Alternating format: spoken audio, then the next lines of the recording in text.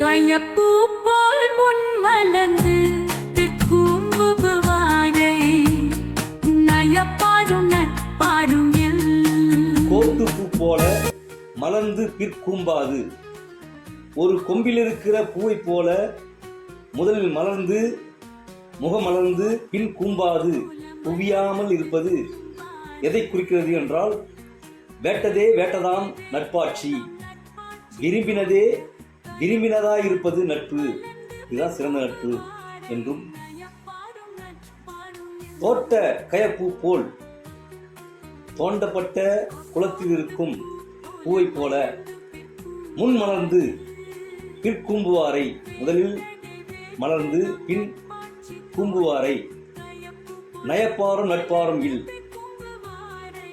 இவர்களை விரும்புவர்களும் நட்பாக்கிக் கொள்பவர்களும் இல்லை என்று நாலடியார் கூறுகிறார்.